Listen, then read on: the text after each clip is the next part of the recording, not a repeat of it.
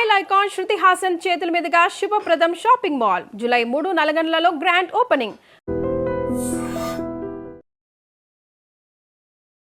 నమస్కారం, welcome to I dream. Dharma Margam with Vijitha కార్యక్రమానికి స్వాగతం.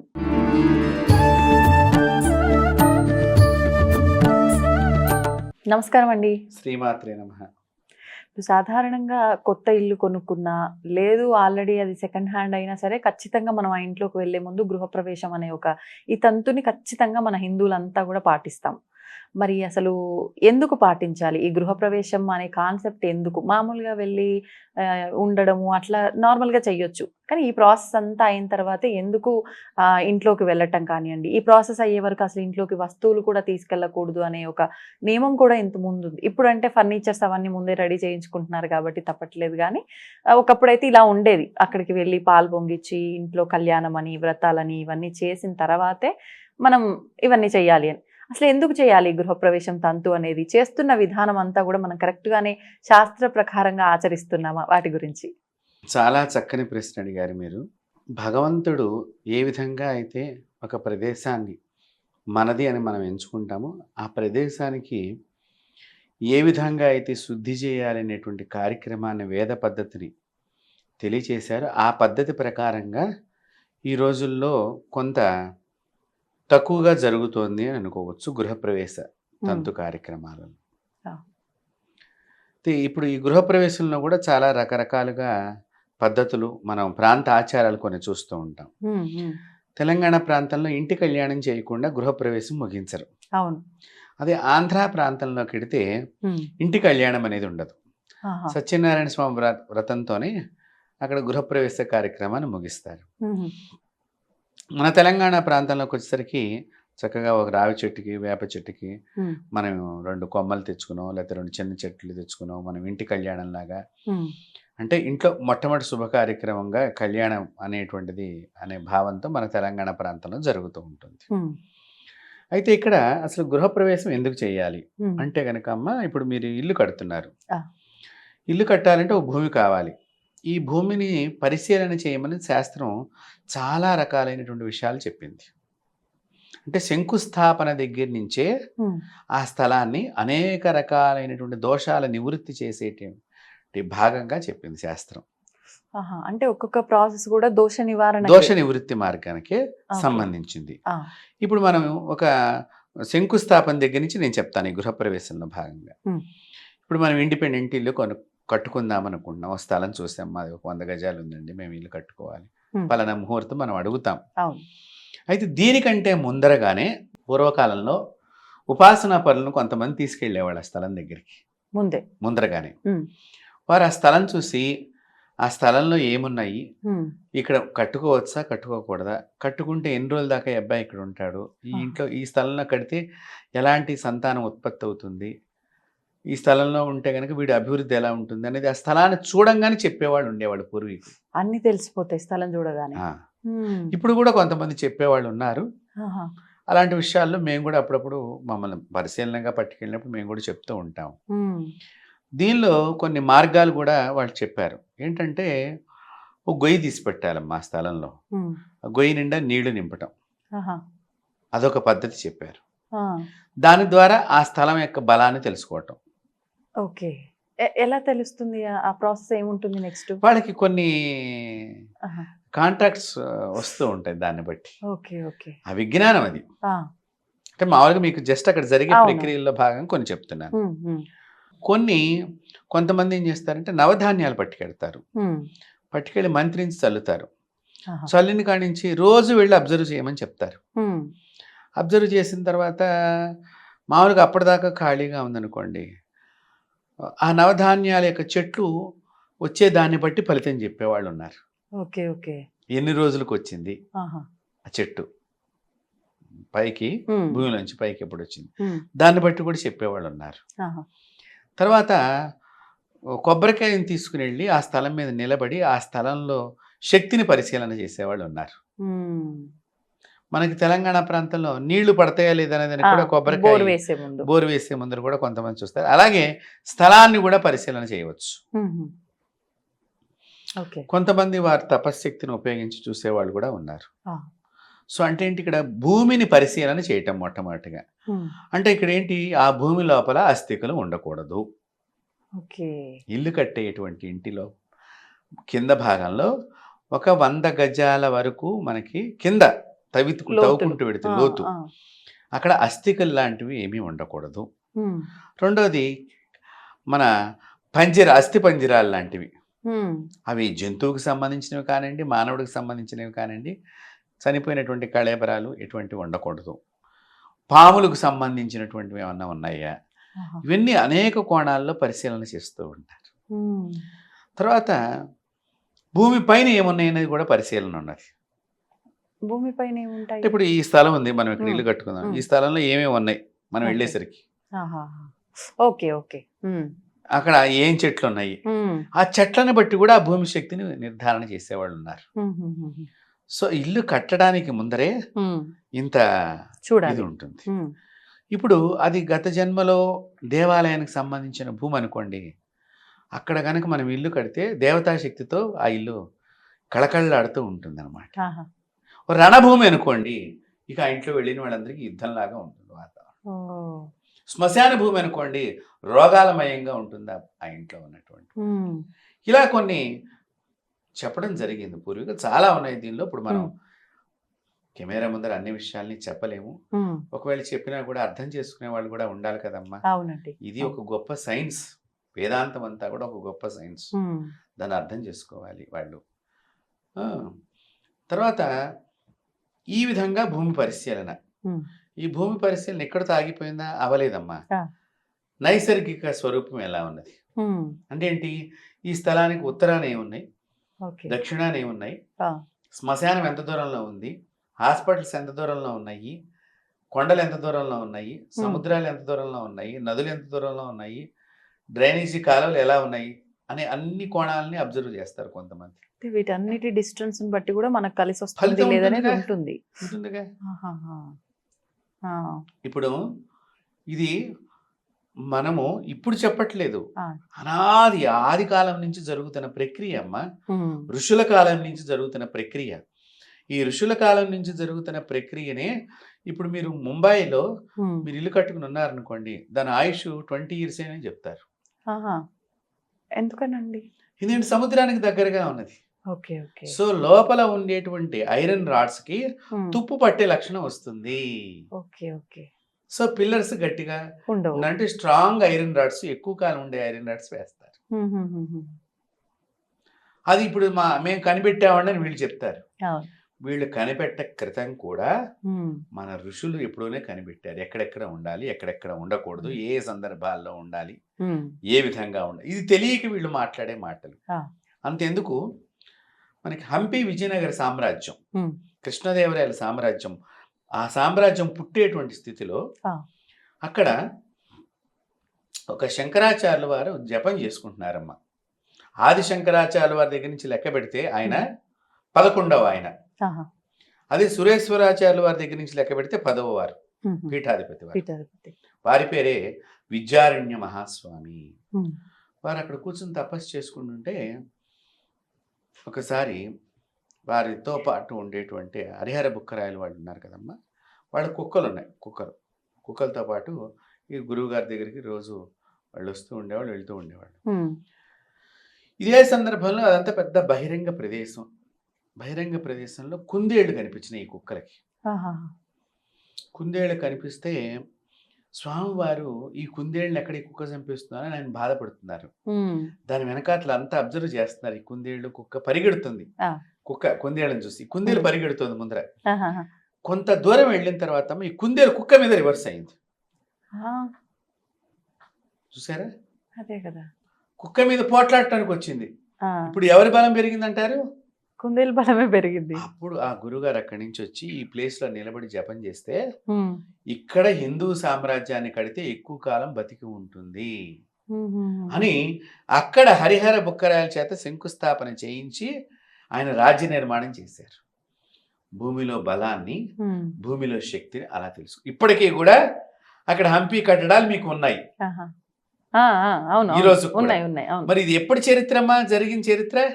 నేను ఆదిశంకరాచార్య వారి దగ్గర నుంచి లెక్క పెడితే 11వ పీఠాధిపతి అని చెప్పాను. అవును అవును. ఆయన దగ్గర జరిగిన చరిత్ర ఉమ్. ఇప్పటిదాకా ఎలా ఉన్నది అక్కడ కట్టడం? అక్కడ అది ఒక కట్టడాన్ని మనం ఇప్పటిదాకా నుంచోపెట్టగలిగింది అనేదే వాస్తు. అవును. ఈ వాస్తులో ఇంటి నిర్మాణం ఎలా చేయాలి, ఉమ్. రాజ్య నిర్మాణం, గ్రామ నిర్మాణం, శ్మశానం ఎక్కడ ఉండాలి, వైద్యశాల ఎక్కడ ఉండాలి, దీనికి అన్ని శాస్త్రంలో చెప్పారు. ఉమ్. వైద్యశాలకు కావాల్సినటువంటి వసతులు, ఆ. వైద్యశాలలో ఏం కావాలంటే అని మీరు అడగచ్చు ఇప్పుడు నన్ను, ఉమ్. లేకపోతే ఇప్పుడు వినేటువంటి వీక్షకులు కూడా అడగచ్చు, ఆ వైద్యశాల హాస్పిటల్ అని. అట్లా పూర్వం అలా చెప్పలేదు. ఆ. ప్రకృతి నుంచి వచ్చే మంచి గాలి తగిలేటట్టుగా వైద్యశాల ఉండాలి. సూర్యకిరణాలు, చంద్రకిరణాలు లోపలికి ప్రవేశించే విధానంగా హాస్పిటల్ నిర్మాణం ఉండాలి. ఉమ్. చూడండి, మరి ఇప్పుడు కట్టే హాస్పిటల్స్ అన్నీ అలా ఉన్నాయి. అందుకని వాళ్ళు ఏం చేస్తున్నారు, మీరు పిల్లవాడు పుడితే ఓ లైటింగ్ కింద పెడుతున్నారు, యూవీ లైట్స్ కింద. అదే మనం కనుక సూర్యుడి కింద పెడితే సూర్యరశ్మి తగులుతుంటే ఈ పిల్లవాడికి అది అవసరం లేదుగా. అవును. అప్పట్లో పిల్లల్ని ప్రతిరోజు 10 నిమిషాలు ఎండలో పెట్టేవారు 3 నెలల వరకు. పచ్చకామెర్లు లేకుండా పిల్లలకి. అందుకని హాస్పిటల్ నిర్మాణానికి కూడా వేదాలు ఎలా నిర్మాణం చేయాలని కూడా చెప్పబడి ఉన్నాయి.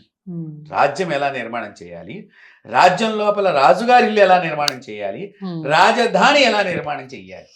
ఆ బిల్డింగ్కి మళ్ళీ మనకి భూకంపాలు వచ్చినా, సునామీలు లాంటివి వచ్చినా, ఇలాంటివి నుంచి ఆ రాజుగారికి ఎటువంటి ఇబ్బంది కలగకుండా ఆయన కోటరీ అలా నిర్మాణం అయ్యి ఉండేదమ్మా.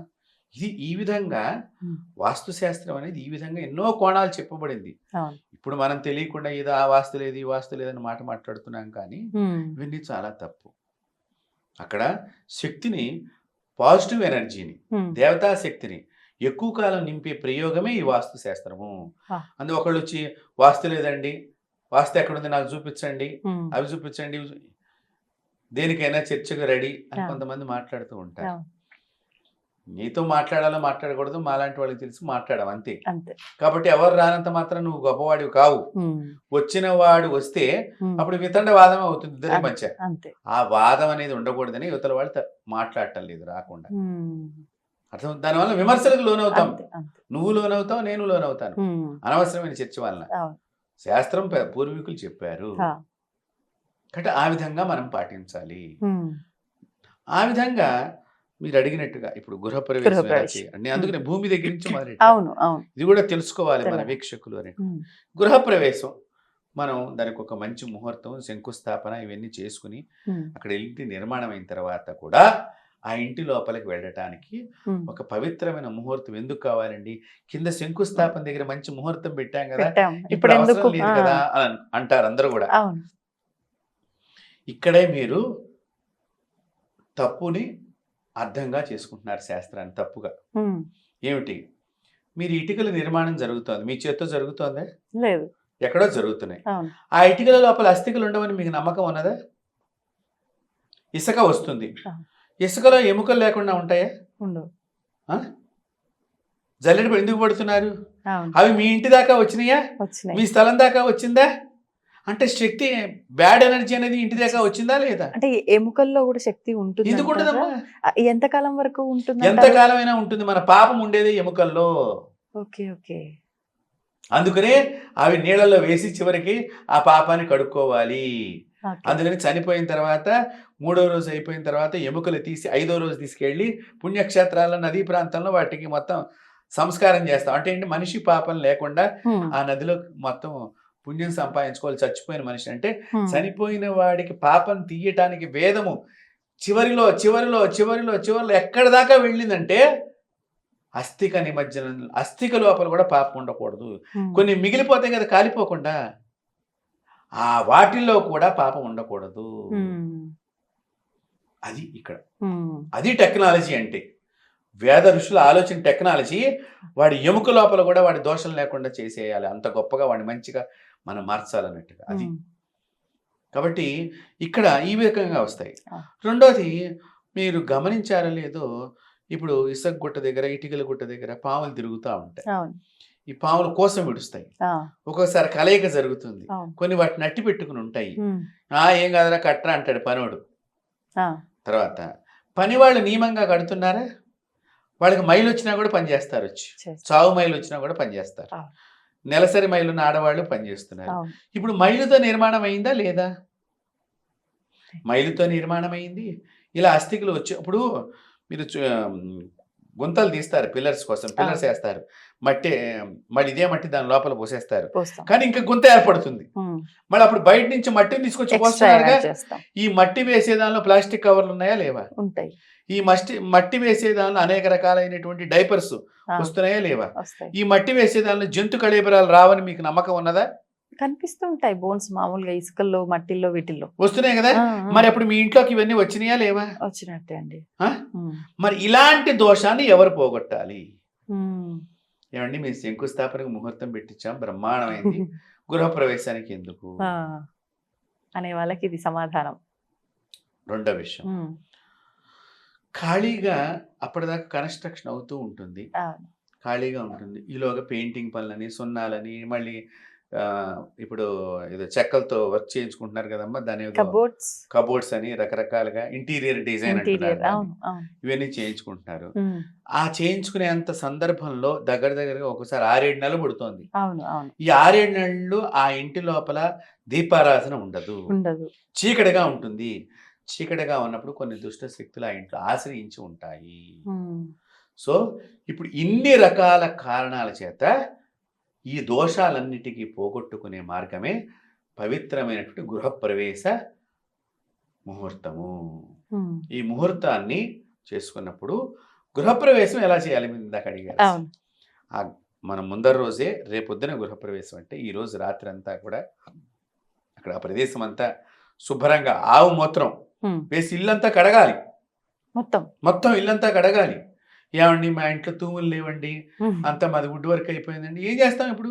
అందులో మేము చేస్తాం ఆవు మూత్రం వేసుకొని, ఫినాయిల్ వేస్తే ఎట్లాగో వేస్తే దానిలో కొంచెం ఆవు మూత్రం వేయండి, ఇది ఉత్తమం. తుడవండి.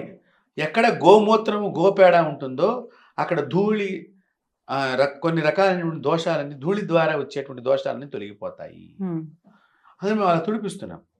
తర్వాత ప్రధానమైన గడప దగ్గర చక్కగా పసుపులు రాసి, అన్ని గడపలకి పసుపు రాసి మీరు బొట్టు పెట్టి మామిడి తోరణం కట్టి పుష్పాల అలంకరణ చేసిన తర్వాత ముందర మీ అందరినీ కొబ్బరికాయలు కొట్టిస్తారు. మామూలుగా గడప దగ్గర ఏందో అయ్యగారు కొట్టమన్నాడు మనం కొట్టాలి, ఇదంతా మన పురాతనం నుంచి వస్తుంది అని అనుకుంటున్నారు.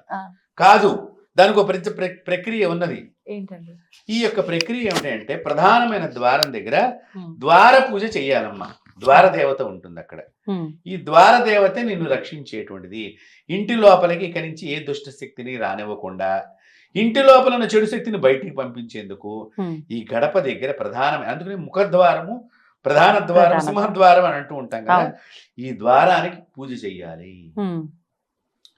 పూజ అంతా గణపతి పూజ చేయాలి అక్కడే. ఇప్పుడు ఎవరు చేయటం లేదు, మామూలుగా అక్కడ గుమ్మడికాయ కొట్టేస్తున్నారు, లోపలికి ముహూర్తం అయిపోయింది, టైం అయిపోయింది, మనం లోపలికి వెళ్ళిపోయి. అది కాదు, ముహూర్తానికి ముందరగా గంట ముందర పూజ ప్రారంభం కావాలి. అక్కడ ఆ ద్వారం దగ్గర పూజ అవ్వాలి, గణపతి పూజ అవ్వాలి, కలస పూజ అవ్వాలి, మీ సంకల్పంతో ద్వారదేవతకి పూజ చెయ్యాలి. పూజ చేసిన తర్వాత ఆ ముహూర్తానికి ముందరగా నారీకేళ నీంబూపల కూష్మాండ బలిం సమర్పయామి నమస్వాహ అని మంత్రం చెప్పించి మీ చేత నీళ్లు వదిలిచ్చినప్పుడు ఆ ద్వారదేవతకి నిమ్మకాయతో, కొబ్బరికాయతో, కూష్మాండంతో ఆహారాన్ని ఇచ్చినప్పుడు అక్కడ ఆ ద్వారం దగ్గర కాళీదేవత మీ ఇంటి లోపలికి ఎటువంటి చెడ్డ శక్తిని రాకుండా కూర్చోబెడుతుంది, కూర్చుని ఉంటుంది యజమానిని రక్షించటానికి. ఇక్కడే ప్రారంభమవుతుంది కుటుంబ రక్షణ. ఎస్, ఇది నేను చెప్తున్న మాట కాదమ్మా. ఈ రోజుకు కూడా మన పూరి వెళ్ళినప్పుడు శ్రీకృష్ణుని యొక్క దేవాలయానికి ఆ ద్వారం కింద, మీరు పైన ద్వారం మీద దేవాలయాలు మీరు వెళ్ళినప్పుడు గజలక్ష్మీదేవి సింబల్ చూసుంటారు, కానీ ద్వారం కింద కూడా ఆవిడ కాళీదేవత ఉన్నది. గర్భాలయానికి లోపలికి అడుగుపెట్టుకుని కాళీ ఆవిడ 2 కాళ్ళని నిగ్గబెట్టుకుని ఇలా చూస్తూ ఉంటుంది. నా కృష్ణుడిని ఎవరు ఏం చేయకుండా ఉండాలి అన్నట్టుగా ద్వారదేవత ఆవిడ కాళీదేవత. సో ఆ కాళీ పూజ అక్కడ చేసిన తర్వాత లోపల నవధాన్యాలు వేయటము. అంటే అక్కడ ఉండేటువంటి ఏవైనా ఉంటే శక్తులు బయటికి వెళ్ళిపోండి, ఇవి ఆహారం కింద మీకు ఇస్తున్నాం. నవగ్రహాల ద్వారా ఇక నుంచి ఇది దేవతా నిలయంగా మార్చండి. ఎంత తాంతర్యం ఉందో చూడండి. ఏదో వేసేస్తాం మామూలుగా. కాదు, సర్వదేవతల్ని మీరు ఆహ్వానం ఆహ్వానం పలుకుతున్నారు ధాన్యాల ద్వారా అక్కడ. ఆ, తర్వాత మీరేం చేస్తారు, ఇంకో గడప దగ్గరికి వెళ్తారు. ఆ ద్వారం దగ్గర కూడా ఒక దేవత ఉంటుంది. ఉమ్, ఉపద్వారాలు ఇవన్నీ కూడా లోపల. అవును. ఇలా అన్ని ద్వారాల దగ్గర ఈ కొబ్బరికాయ నిమ్మకాయ చేయించిన తర్వాత ఈ విధంగా గృహప్రవేశం మనం లోపలికి చెయ్యాలి. ఉమ్, చేసిన తర్వాత అక్కడ పుణ్యావచన గణపతి పూజ, మళ్ళీ లోపల గణపతి పూజ వేరు, అవును. ద్వారం దగ్గర గణపతి పూజ వేరు, లోపల గణపతి పూజ వేరు. ఉమ్, లోపల గణపతి పూజ చేసుకుని పుణ్యావచనం చేస్తాం. ఆ, ఈ పుణ్యావచనం అంటే ఏంటి, ఇప్పటిదాకా ఈ ఇంట్లో ఏదైనా మైలు దోషం ఉన్నా, ఉమ్, మైలు ద్వారా జరిగిన, ఉమ్, ఇంక రకరకాలుగా ఏదైనా తొక్కుడు దోషాలు ఇబ్బంది, ఏమైనా వచ్చినా అలాంటి సమస్తమైనటువంటి దోషాల్ని ఈ పుణ్యావచనం జలం ద్వారా ఆ ఇంటిని శుద్ధి చేయటం. ఉమ్, ఇల్లు శుద్ధి అయిన తర్వాత అప్పుడు నవగ్రహ పూజ, ఉమ్, వాస్తు పూజ, తర్వాత హోమాలు, అవును. సత్యనారాయణ స్వామి వ్రతము, ఇంటి కళ్యాణము, ఉమ్. ఇవన్నీ చేసుకుని మనం భోజనం పెడతాం. ఆ. ఇది పద్ధతి. ఇప్పుడు ఎక్కువగా తెల్లవారుజామునే గృహప్రవేశాలు జరుగుతూ ఉంటాయి చీకటితోనే. ఎందుకని అంటే ఆ సమయంలో చేస్తేనే బలం ఎక్కువగా ఉంటుందా? అంటే మన పేరు మీద ముహూర్తాన్ని బట్టి మనం చెయ్యాలమ్మా. ఓకే. మన నక్షత్రాలు కానీ, భార్యాభర్తలు ఇద్దరు జన్మ నక్షత్రాలు ఇచ్చా కానీ, నామ నక్షత్రాలు ఇచ్చా కానీ, ఉమ్, ముహూర్తం ఎప్పుడు వస్తే అప్పుడు గృహప్రవేశం చేయటం అనేది మనకు ఆనవాయితీ ఓకే. మొదటి నుంచి కూడా. అది సహజంగా తెల్లవారుజామునే వస్తే బాగుంటుంది. అంటే దీనిలో ఏంటంటే తెల్లవారుజాము నుంచి స్టార్ట్ చేసామనుకోండి, భోజనం టయానికి వ్రతం అయిపోతుంది. చిన్న స్వార్థం కూడా ఉంది ఇక్కడ. చక్కగా అందరూ భోజనం చేసి అదే రోజు పెడతారు అవును, అన్నట్టుగా అవును. ఒకటి. ఉమ్, ఏదేమైనట్టుగా మీ పేరు మీద ముహూర్తం చూసుకుని అది ఏ టైంలో వస్తే ఆ టైంలోనే గృహప్రవేశం చెయ్యాలి. ఓకే. దాని గురించి తెల్లవారిని పెట్టించుకోవాలని ఎక్కడా లేదు. ఏమీ లేదు. ఉమ్, బలమైన ముహూర్తం, పంచకరహితమైనటువంటి ముహూర్తం. ఉమ్, మీరు ఇంట్లోకి వెళ్ళిన తర్వాత అగ్ని ప్రమాదం జరగకూడదు. మీరు ఇంట్లోకి వెళ్ళిన తర్వాత సావు ఉండకూడదు. వెంటనే జరగకూడదు వార్త. ఏదో 70 ఏళ్ళకి జరిగింది అనుకోండి, అది వయసు రీత్యా జరిగేది. అవును. వెళ్ళంగానే చావు వార్త రాకూడదు, ఉమ్, వార్త కూడా రాకూడదు. Okay, okay. అవును. తర్వాత అగ్ని పంచకం అంటే ప్రమాదం జరగటం అగ్ని ద్వారా. ఉమ్, అలాగే చోర పంచకం అంటే దొంగలు పట్టడం ఆ, ఇంటి లోపల. అలాగే మృత్యు పంచకం అంటే చావు రావటం. ఉమ్, అలాగే రాజపంచకం అంటే ఉద్యోగం పోవడం ఆ ఇంట్లో పోగానే. ఓహో. ఇలా 5 రకాలైనటువంటి దోషాలన్నింటినీ నివృత్తి చేసేటువంటి ముహూర్తాన్ని నిర్ధారణ చేసుకుని మీ గురువుని ఆశ్రయించి గురువు గారిని పిలుచుకుని చక్కగా వారికి కూడా ఈ గృహప్రవేశ సమయంలో గురువు గారికి పాద పూజ చేసి వారి ఆశీస్సులు తీసుకున్నప్పుడు ఆ గురువు ఆశీస్సుల ద్వారా సర్వదేవతా నిలయం అయినప్పుడు మాత్రమే ఉమ్, ఇంటి లోపలికి సామగ్రి తీసుకువెళ్ళాలి. ఉమ్, మళ్ళీ తీసుకెళ్లేటప్పుడు కూడానమ్మా Hmm. ఇక్కడ మనం మొట్టమొదటి పూజా ద్రవ్యాలే తీసుకెళ్ళాలి. అవును.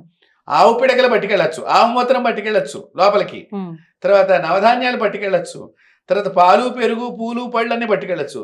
కానీ గ్యాస్ పొయ్యి, గ్యాస్ సిలిండరు ఇట్లా అగ్ని సంబంధమైనవి లేటుగా పట్టుకెళ్ళాలి. ఉమ్, పుల్లలు కూడా లేటుగా ఇవన్నీ ముందర పంపించిన తర్వాత అవి ఎప్పుడు లాస్ట్లో పట్టుకెళ్ళాలి. Okay, okay. ఆ, చాలా మంది ఏంటి అన్ని ఒకేసారి పట్టుకెళ్ళిపోయి అట్లా తీసుకెళ్ళాలి. పట్టుకెళ్ళకూడదు. ఉమ్, అంటే పాలు పెరుగు పూలు పళ్ళు నెయ్యి ఈ ధాన్యము ఇవన్నీ గృహంలో అంటే ఆ మాదిరిగా ఎప్పుడు పాలు పొంగే ఇల్లులాగా ఉండాలి. 10 మంది భోజనం చేసే ధాన్యం పెరగాలంటే 10 మంది భోజనం చేస్తూ ఉండాలి. అవును. పూలు పళ్ళు అంటే ముత్తైదులు వచ్చే ఇల్లుగా ఉండాలి. అంటే Hmm. సుమంగళిగా ఇల్లాలు ఉండాలి. ఉండాలి. ఉమ్, ఇవి తర్వాత లాస్ట్లో పుల్లలు పట్టుకెళ్తారు. Ah. హోమం పుల్లలు అయినప్పటికీ కూడా చివరి భాగంలో అగ్ని కానీ ఏదైనా చివరి భాగంలో పట్టుకెళ్ళాలి. ఉమ్. ఇప్పుడు సంవత్సరం లోపు కూడా కొత్తగా గృహప్రవేశం చేసి మళ్ళీ ఆ ఏడాది తిరిగే లోపు కొన్ని నియమాలు పాటించాలంటారు. అలాంటి నియమాలు ఏమున్నాయి? అంటే చాలా మందికి ఇక్కడ ఒక విషయం చెప్పాలనుకుంటున్నానమ్మా. ఇప్పుడు మీరు అడిగిన దాని గురించి ఏమంటే శంకుస్థాపన అయిన సంవత్సరం లోపే ఇల్లు ఆ, గృహప్రవేశం అయిపోవాలి అనేది ఎక్కడా లేదు శాస్త్రంలో. అవునా? అవును, ఆ, కానీ చాలా మంది చాలా మంది అలా sentiment గా- చేస్తూ ఉంటారు. అవును. దానికి మన వాళ్ళు చెప్పినట్టంటే లేట్ అయిన కొద్దిగా గబుకుని ఏదైనా చెడ్డ వార్త విన్నాం అనుకోండి. ఉమ్, ఇప్పుడు నేను ఇల్లు కట్టుకున్నాను, లేట్ అయింది అనుకోండి, మా నాన్నగారు ఏమైనా పెద్ద వయసు ఉన్నవాడు అనుకోండి, గబుకుని పోతే ఆ సంవత్సరం గృహప్రవేశం చేయకూడదు. Okay, okay. సో ఇలాంటివి ఏమైనా ఉంటే కనుక తొందరగా కానిచ్చుకుంటారా. ఉమ్, లేట్ అయిన కొద్దిగా ఏమవుతుంది, అప్పుల భారం పెరగచ్చు. పెరగచ్చు. పనివాడు ఇప్పుడు మనకి లేట్ ఎందుకు అవుతుంది, ఉమ్, డబ్బు సమృద్ధిగా లేనప్పుడు. అవును, మీకు అంతే కదమ్మా, అవును, అవునండి. లోన్ సరిగ్గా రానప్పుడు, ఉమ్, లేకపోతే ఇంకా డెకరేషన్ అని మనం బాగా అప్పులు చేసి ఉమ్, ఇల్లంతా ఇంటీరియర్ తర్వాత మన ఆ ఇల్లు నమ్మేసుకుంటున్నారు. ఇప్పుడు అవును, అవును, వాస్తవం. అప్పులు పెరిగి ఉమ్, అదేమంటే ముహూర్తం బాగుండలేదు, ఆ పూజారి సరిగ్గా చేయలేదు, ఉమ్, మనం చేసే వాటికి కూడా పక్క వాళ్ళని అంటాం. బ్లేమ్ చేయడంలో ముందుంటాం. అది కాబట్టి ఇక్కడ ఎప్పుడు సంవత్సరం లోపే తొందరగా చేసుకోండి అంటే అంతరార్థం అది, అంతే తప్ప అలా చేయమని ఎక్కడా లేదు.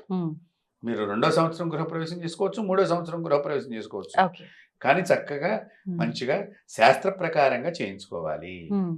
అది చేయించుకున్నప్పుడు ఆ ఇంట్లో లక్ష్మీ కళ 1 సంవత్సరం దాకా నిలబడిపోయి ఉంటుంది. దాని ద్వారా మనకి పాజిటివ్ వైబ్రేషన్స్ ఉంటాయి, మనం కూడా మంచి పనులు చేస్తూ ఉంటాం, అది పెరుగుతూ ఉంటుంది ఆ లక్ష్మీ కళ. కాబట్టి ఈ విధంగా నేను చెప్పింది ఏదైతే ఉందో ఆ విధంగా గృహప్రవేశాన్ని చేసుకుని ఇంటి లోపలే అందరూ చేయి కడగాలి అని పూర్వీకులు చెప్పేవాళ్ళు.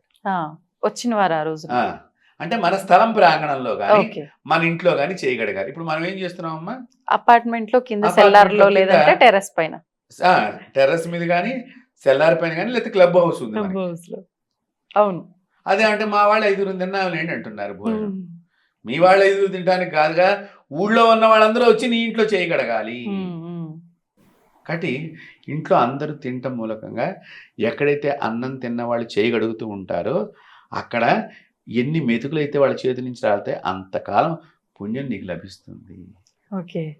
చేతికి కొన్ని మెతుకులు ఉంటాయి కదా, భూమి తడుస్తూ ఉంటుంది ఈ మెతుకుల ద్వారా, దాని ద్వారా మనకి పుణ్యం వస్తుంది. అది ప్రతి దాంట్లో ఒక ఆంతర్యం ఉంది, చాలా సైన్స్ ఉన్నది, గొప్ప సైన్స్. అదే అంటే ఇప్పుడు షింకులు ఉన్నాయి కదండి, షింకుల్లో కడితే పుణ్యం వస్తుందా, డ్రైనేజ్ లోకి పోతుంది కదా అని అంటున్నారు. నీ ఇంట్లోనే ఉంటుంది. మొట్టమొదటి షింకు మీద పడ్డప్పుడు ఆ షింకు నీ గోడకు టచ్ అయ్యి ఉన్నదిగా, అంతేగా, నీ ఇంటి మీద పడ్డట్టే కదా. మొత్తానికి నీకు సంబంధం లేని దాంట్లో పడిన దానికన్నా నీ ఇంట్లో ఉన్న వస్తువులో పడింది కదా, ఉన్నది కదా. అవును, కాబట్టి ఈ మాదిరిగా గృహప్రవేశం చేసుకుని భోజనాలు పెట్టమని అన్నారు.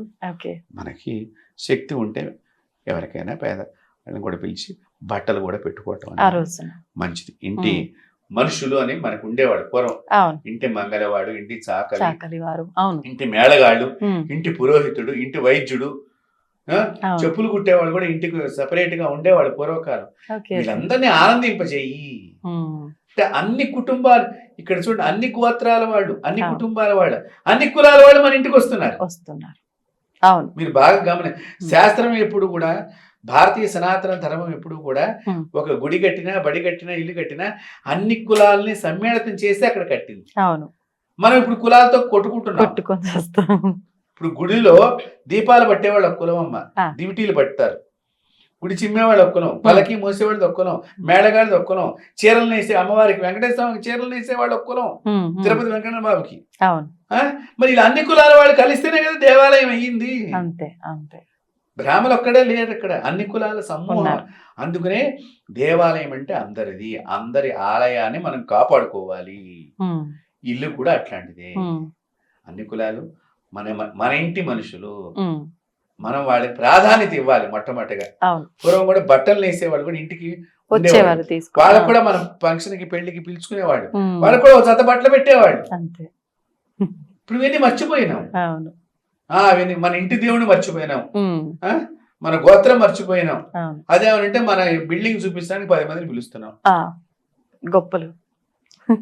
దీని ద్వారా పాజిటివ్ ఎనర్జీ లేదుగా. ఇప్పుడు మళ్ళీ ఇళ్లలో ఎట్లా అయిపోయిందమ్మా, ఇంటి వాడు వచ్చి ఏడుస్తాడు ఇంత బాగా కట్టుకుంది కాదు, వాడు వచ్చి ఏడిస్తే ఏడ్చాడు, అది వేరే విషయం.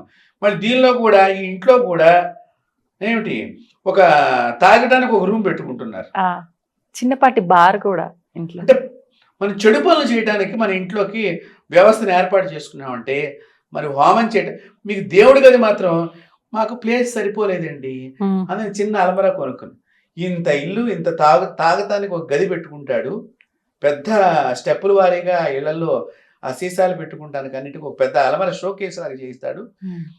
దేవుడికి కనీసం అంటే కనీసం చిన్న గది కూడా లేని ఇళ్ళు చాలా ఉన్నాయి. మరి అలాంటి ఇళ్లలోకి దేవుడు ప్రవేశిస్తాడా, ఆలోచన చేయాలి ప్రేక్షకులందరూ. ఆయన కూడా ఆలోచిస్తాడు రావడానికి. కాబట్టి దేవతలకి ప్రాధాన్యత ఇద్దాము, సంప్రదాయాన్ని గౌరవిద్దాము. మన పూర్వీకులు అందించినటువంటి వేద సంప్రదాయబద్ధంగా గృహప్రవేశాన్ని చేసుకుని చక్కగా మీ ఇల్లు లక్ష్మీప్రదం కావాలి. ఇప్పుడు నాకు ఇక్కడ గోవు ప్రాధాన్యత గురించి మనం ఇందాక మాట్లాడుకున్నాము, ఇక్కడ ఒకటి అడగాలనిపించింది. ఇంట్లో కొత్తగా గృహప్రవేశం చేసిన ఇంట్లో గోమాతని తిప్పటము, ఆ గోపేడ అదంతా ఉండటం వల్ల కలిసి వస్తుంది మంచిగా అని అనటం ఒక నమ్మకంగా ఉంది. ఇప్పుడు ఎన్ని ఫ్లోర్ల ఇల్లు అయినా కూడా వాటిని ఇబ్బంది పెట్టి తీసుకెళ్లటము, ఇలాంటివి ఎక్కువగా చూస్తున్నాం. దాని గురించి ఒక మాట. తప్పకుండా. శాస్త్రంలో గృహప్రవేశం రోజున ఆ ముహూర్తానికి తొలిగా గో వెళ్ళాలి. గో వెళితే ఏమిటి? సర్వదేవతలు గోవు యందు ఉంటారు. కాబట్టి ఈ గోవు కనుక వెళితే దేవతలందరూ ముందర వెళ్ళారు, దేవతల తర్వాత మనం వారి పిల్లలం కాబట్టి మనం అడుగు పెట్టచ్చు అనే ఉద్దేశంగా శాస్త్రం చెప్పింది. ప్రపంచంలో నేను ఇందాకే చెప్పాను కదా, ఏ జీవికి లేనటువంటి గొప్ప లక్ష్యం మనిషికి కూడా లేదంత గొప్ప గోమాతకు ఉన్నది. కాబట్టి ఆ గోవుని దయచేసి మీరు అడిగింది చాలా మంచి ప్రశ్న. 4వ అంతస్తు, 5వ అంతస్తు, 10వ అంతస్తు అని దానిని తోలిపిచ్చి ఒక దెబ్బ వేసి తీసుకెళ్తుంటే చాలా బాధగా ఉంటుంది. దయచేసి అలాంటి పనులు చేయకూడదు. గోవుని ప్రేమగా తీసుకెళ్ళాలి, భక్తిగా తీసుకెళ్ళాలి, గౌరవంగా తీసుకెళ్ళాలి, ఆనందంగా తీసుకెళ్ళాలి. దాన్ని ఓ మెట్లు ఎక్కిస్తున్నారు, దానికి నొప్పులు వస్తాయి. కొండలెక్కటం వేరమ్మ. కొండలు ఈ మెట్లు మాదిరిగా ఉండవు. అవును, కొండలకి వేరే గ్రిప్ ఉంటుంది, మెట్లకి వేరే గ్రిప్ ఉంటుంది. మనం మెట్ల మీదనే పడిపోతున్నాం అన్ని బాగుండి, అంతే కదా. వాటికి చాలా ఇబ్బందిగా ఉంటుంది. దాని గిట్టలు కూడా కొండలు ఎక్కడానికి గుట్టలు ఎక్కడానికి ఉపయోగపడే పాదాలే తప్ప అపార్ట్మెంట్లు ఎక్కే పాదాలు లేవు గోవులకి. లిఫ్ట్ లోనే తీసుకురాకూడదు. గబుకుని మూత్రం చేసింది అనుకోండి, అక్కడ ఓనర్స్ ఒప్పుకోవాలిగా, అందరూ ఒప్పుకోరు. పేడ వేసినా మళ్ళీ మనం కడగాలిగా. అయినా ఇప్పుడు అవి వచ్చేంత పెద్ద లిఫ్ట్లు కూడా పెట్టట్లేదు కదండి, ఇరుకిరుకు. దయచేసి అలా చేయవద్దు. మీరు కావాలంటే మీ ఇంటి కిందకి గోవులు పిలిపించుకోండి, అక్కడ పూజ చేయండి. ఆ పూజ చేసిన సందర్భంలో ఏదైనా మూత్రమో పేడో పడితే అది తీసుకుని మీ ఇంట్లో పెట్టుకోండి. ఆ దేవతా మందిరం దగ్గర అలకండి, కొంచెం సంప్రోక్షణ చేసుకోండి. ఆ విధంగా పాటించండి. మామూలుగా 1వ ఫ్లోర్ దాకా అయితే వెళ్ళగలుగుతుందేమో కానీ మరి ఎక్కువ అంతస్తులు దయచేసి గోమాతను ఇబ్బంది పెట్టవద్దు. చాలా చక్కని ప్రశ్న మీరు అడిగారు విజిత గారు. ఇది అందరూ కూడా తెలుసుకోవాల్సిన విషయం. అంటే ఇప్పుడు నేను చెప్పినటువంటి సంప్రదాయ పద్ధతిగా గృహప్రవేశం మీరు అడిగారు, గృహప్రవేశం ఎలా చేసుకోవాలి అంటే ఈ విధంగా గృహప్రవేశం చేసుకుంటే ఇంటి లోపలికి ఆత్మల ప్రవేశం ఉండదు. ఈ దుష్ట శక్తులు, నెగిటివ్ ఎనర్జీ ఇవన్నీ ఉండవు. అయితే ఇతర దేశాల్లో మనకి ఇలాంటి విధానం లేదు. మన వాళ్ళు ఏదో చేస్తున్న కొంతమంది మనకి ఇక్కడి నుంచి వెళ్ళినటువంటి భారతీయులు కొంత చేస్తున్నప్పటికీ కూడా అన్ని దొరకవు. హోమాలు చేయలేరు. హోమం చేస్తే పొగొస్తే హారన్ మోగుతుంది. పోలీస్ స్టేషన్ నుంచి ఎవడో వస్తున్నాడు, ఫైర్ ఇంజిన్ ఇవన్నీ పట్టుకుని వస్తే పరిస్థితి ఉంది. కానీ ఇలాంటి కొన్ని చేయలేరు. అప్పుడు తొందరగా దుష్ట శక్తులు రావడానికి కూడా అవకాశం ఉంటుంది. అందుకనే ఏ దేశంలో వాళ్ళని ఆ దేశంలో ఉండండి అని వేదం చెప్పింది. ఖండాలు దాటి వెళ్ళవద్దు, ఖండింపబడతారు, అంతే, ఇబ్బందులు పాలవాల్సి వస్తుంది. ఆహారం వేరే దేశంలో దొరకదు కదా. అంతే అండి. ప్లస్ నేను రోజు నిత్యం అనుష్ఠానం చేసుకునే అలవాటు, నిత్యం సంధ్యావందనం చేస్తాము. సంధ్యావందనం చేసే సమయంలో ఎయిర్పోర్ట్ లో నువ్వు ఫ్లైట్ లో ఉంటావు, సంధ్యావందనం చేయలేవు. అవును, వేరే దేశంలో దిగుతావు అప్పుడే తెల్లవారుజామున. నువ్వు బయటికి రావడానికి టైం పడుతుంది, మళ్ళీ స్నానం చేయాలన్నా అక్కడ రకరకాల ఆ రూల్స్ వసతులు కాబట్టి ఇవన్నీ ఇబ్బంది. కాబట్టి ఖండం దాటి వెళ్ళవద్దు. నీ ఖండంలో అయితే నీకు అన్ని కొంత ఏర్పాటు ఉంటుంది. నీ దేశంలో నీకు క్షేమం అన్ని కూడా, నీ ఇంటి దగ్గర నీకు అన్ని దొరుకుతాయి. కాబట్టి ఆ విధంగా పూర్వీకులు ఆలోచన చేసి ఇతర దేశాలు వెళ్ళకపోవడానికి కూడా కారణం అది. కాబట్టి దుష్ట శక్తులు రాకుండా ఉండాలన్నా, దైవశక్తి అభివృద్ధి చెందాలన్నా మీరు గృహప్రవేశం ఎలా చేసుకోవాలి, ఈ విధంగా చేసుకున్నట్లయితే ఇంకా ఇలా గృహప్రవేశం చేసుకుని తామర పుష్పాలతో కనుక ఇంటి లోపల 3 రోజుల పాటు లలితా సహస్రనామ పారాయణ యజ్ఞం చేసుకుంటే శాశ్వతమైన దేవతా శక్తి ఆ ఇంట్లో నిలవ ఉంటుంది. తామర పువ్వులతో దగ్గరగా ఒక 4-5 బస్తాలు తామర పువ్వులతో లలితా సహస్రనామ పారాయణ జపయజ్ఞం అలా కంటిన్యూషన్ గా జరుగుతుంటే ఆ ఇంట్లో దేవతా శక్తి ఉంటుంది. మణిద్వీప వర్ణనాన్ని ఇప్పుడు చదువుతున్నారు. ఆ మణిద్వీప వర్ణంలో ఉన్న దేవతయే లలితాదేవి.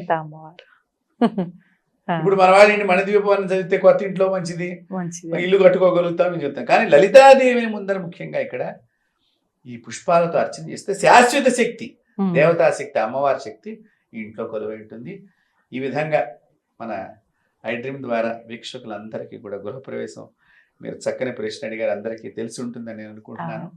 చక్కగా అందరి ఇళ్ళు సౌభాగ్యమైనటువంటి గృహాలు కావాలి, చక్కని పాజిటివ్ ఎనర్జీ కలిగినటువంటి ఇల్లుగా మారాలని చెప్పి మనం కోరుకుందాం. అవునండి. స్వస్తి.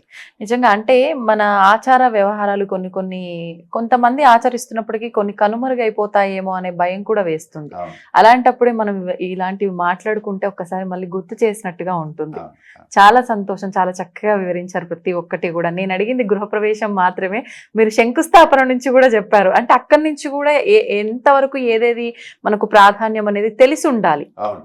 చాలా సంతోషం అండి, ధన్యవాదాలు. నమస్తే. దీన్ని తవ్వండి, తవ్వుతూనే శివలింగం. పరమాత్మకు జీవా సరే దాన్ని అట్లా కప్పేసేయండి, చూపించదండి. Krishna is there. మూర్తి పూజ కాదు, సాక్షాత్ బ్రజేంద్ర నందన భగవాన్ ఉన్నారు మూర్తిలో. ఏమీ ఆశించకుండా ఆరాధించే వాళ్ళు కూడా ఉన్నారా ప్రభుజీ? నిజమైన భక్తి అంటే మనకు తెలియదు కాబట్టి